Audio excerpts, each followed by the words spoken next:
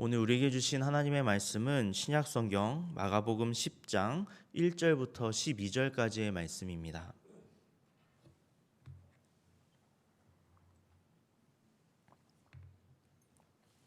신약성경 70쪽의 마가복음 10장 1절부터 12절까지의 말씀, 제가 한 절, 여러분이 한 절, 한 절씩 교독하겠습니다. 예수께서 거기서 떠나 유대 지경과 요단강 건너편으로 가시니 무리가 다시 모여들거늘 예수께서 다시 전례대로 가르치시더니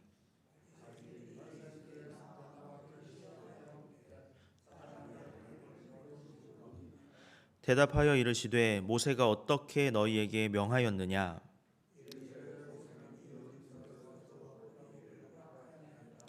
예수께서 그들에게 이르시되 너희 마음이 완악함으로 말미암아 이 명령을 기록하였거니와 이러므로 사람이 그 부모를 떠나서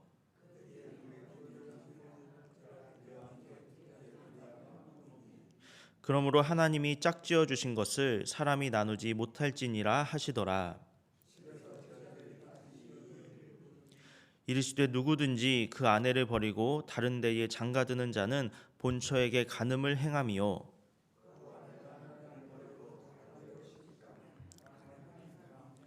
아멘.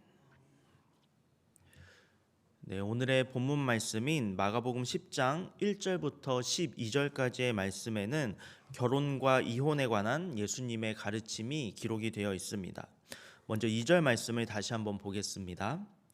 바리새인들이 예수께 나와 그를 시험하여 묻되 사람이 아내를 버리는 것이 옳으니까. 바리새인들이 예수님을 시험하기 위해서 이혼에 대해서 예수님께 질문을 던졌습니다. 이 질문의 내용은 사람이 아내를 버리는 것이 옳은가 하는 것이었습니다. 여기에서 사용된 시험하다라는 단어는 헬라어로 페라이조라는 단어인데 어떤 의도를 가지고 능력이 있는지 확인하다 또는 실패하도록 걸림돌을 놓다라는 뜻을 가지고 있습니다. 이러한 점들로 미루어 보았을 때 이 바리새인들은 이혼을 반대하시는 예수님의 입장을 이미 알고 있었던 것 같습니다. 당시에 헤롯 안디바는 헤로디아와 재혼하기 위해서 첫째 부인과 이혼을 한 상태였었고 이 문제를 지적했었던 세례 요한을 죽이기도 했습니다. 이런 나라의 상황 속에서 이혼을 반대하고 계시는 이 예수님의 입장을 많은 사람들 앞에서 드러내게 만들면은 예수님을 곤경에 빠뜨릴 수 있겠다라고 생각했기 때문입니다. 다시 말해서 이 바리새인들은 결혼이나 이혼에 관한 예수님의 진리의 말씀을 듣기 위해서 예수님께 질문을 던진 것이 아니라는 것입니다. 이 바리새인들은 율법을 가지고 예수님이 걸려 넘어지도록 걸림돌을 놓고 그 함정에 예수님을 빠뜨리기 위해서 이혼에 관한 질문을 던진 것입니다. 이어서 본문 3절과 4절 말씀입니다. 대답하여 이르시되 모세가 어떻게 너희에게 명하였느냐? 이르되 모세는 이혼 증서를 써주어 버리기를 허락하였나이다. 이러한 바리새인들의 시험에 대해서 예수님께서는 그들이 그토록 존중하는 모세의 명령이 어떠한가라고 물으십니다. 이에 바리새인들은 모세는 이혼 증서를 써주고 이혼하라고 가르쳤습니다. 이렇게 예수님께 대답을 했습니다. 이러한 바리새인들의 대답을 들으신 예수님께서 뭐라고 말씀을 하시냐면 오늘 본문 5절 말씀을 보시면 너희의 완악함 때문에 이 명령을 기록했다. 이렇게 말씀을 하십니다. 예수님의 이 말씀은 모세가 사람들의 필요에 따라서 이혼해도 괜찮다. 이런 뜻으로 한 말이 아니었다는 것입니다. 당시에 유대인들은 율법에 대한 잘못된 태도를 가지고 있었습니다. 이들은 어떻게 하면 율법에 가진 의미대로 온전히 행할 수 있을까? 이것을 고민한 것이 아니라 어떻게 하면 벌을 받지 않을 수 있을까? 어떻게 하면 내가 책임을 회피할 수 있을까? 이런 것들을 고민하고 있었습니다.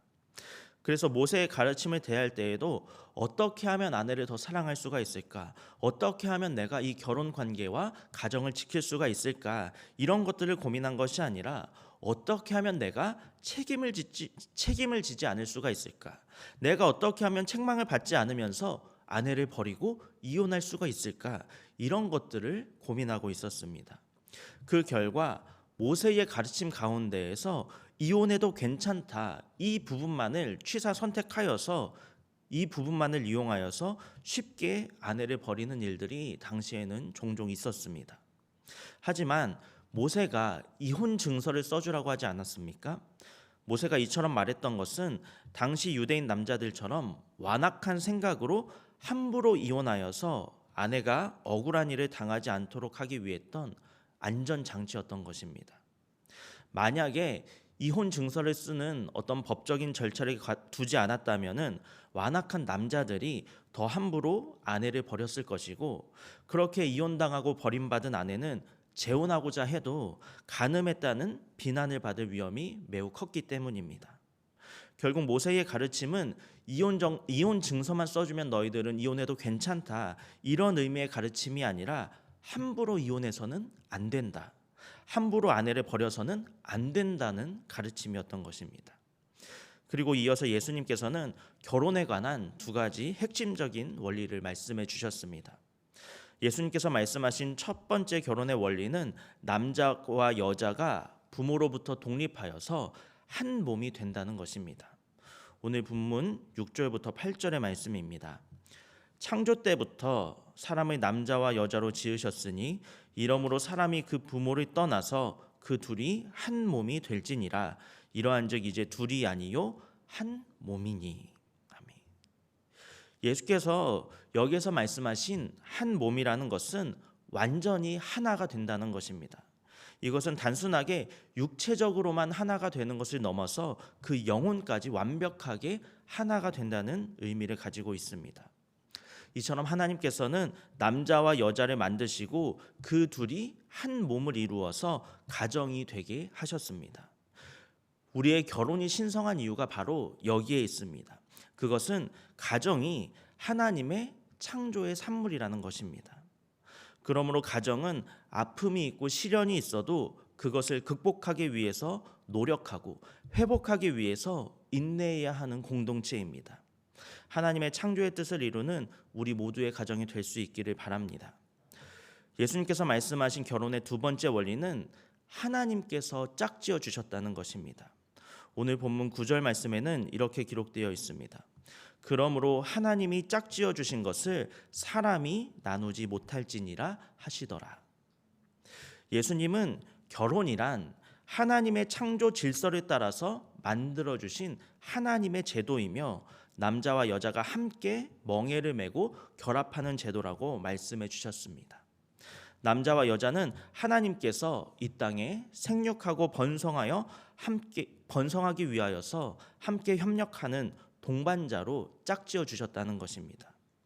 그러므로 결혼의 주체는 남자도 아니고 여자도 아니고 부모도 아닙니다. 결혼의 주체는 바로 창조주이신 우리 주 하나님이십니다. 그래서 하나님의 창조 질서이자 또 하나님께서 주체가 되시는 결혼은 우리 사람들이 나눌 수가 없다, 이렇게 예수님께서 말씀해 주신 것입니다. 그런데 우리가 살아가는 요즘 시대에는 이런 하나님의 말씀과 하나님의 요구는 참으로 어렵게 들려옵니다. 왜냐하면은 요즘 시대는 이혼하는 가정이 너무나도 많은 시대이기 때문입니다. 그렇다면 오늘날 주님 앞에서 이혼하는 모든 사람들이 주님 앞에서 죄인이 되겠습니까? 그렇지는 않습니다. 주님께서는 어떤 경우에 이혼과 재혼이 죄가 되는지를 구체적으로 우리에게 말씀해 주셨습니다. 오늘 본문 11절과 12절 말씀입니다. 이르시되 누구든지 그 아내를 버리고 다른 데에 장가드는 자는 본처에게 간음을 행함이요 또 아내가 남편을 버리고 다른 데로 시집가면 간음을 행함이니라. 예수님께서는 본문 21절과 12절 말씀에서 어떠한 경우에 이혼과 재혼이 죄가 되는지에 대해서 말씀을 해주셨는데, 그것은 남편이 아내를 버리거나 아내가 남편을 버리는 경우입니다.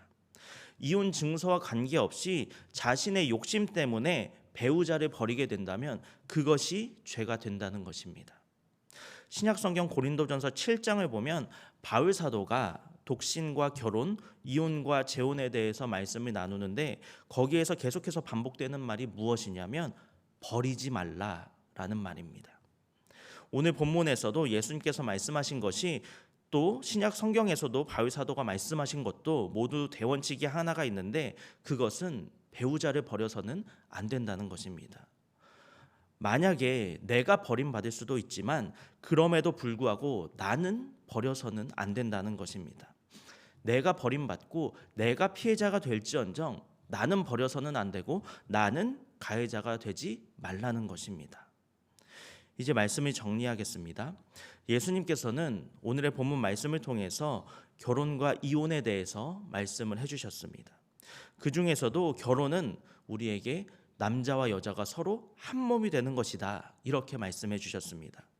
그러므로 우리의 결혼 생활은 하나님의 뜻을 이루기 위해서 부부가 한 몸이 되어서 서로 협력하는 그런 관계가 되어야 할 줄로 믿습니다.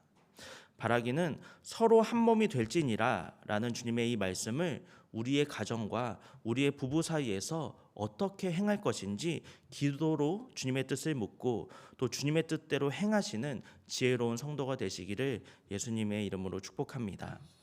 함께 기도하겠습니다. 살아계신 하나님, 오늘의 말씀을 통해서 결혼과 가정 그리고 배우자에 대해서 가르쳐 주심에 감사드립니다. 편하다는 이유로, 익숙하다는 이유로, 가깝다는 이유로 서로를 존귀하게 여기기보다는 오히려 나의 감정을 해소하는 대상으로 삼았던 모습을 고백하오니 주님 용서하여 주옵소서. 이제 서로 한 몸이 되라는 주님의 말씀을 기억하며 또 우리 결혼의 주체가 되시는 주님을 생각하며 돕는 배필로서 보내주신 우리의 아내를, 우리의 남편을 존귀하게 여기며 서로 사랑하고 아끼고 섬길 수 있는 우리의 복된 가정이 될 수 있도록 주여 인도하여 주옵소서. 감사드리며 예수님의 이름으로 기도합니다. 아멘.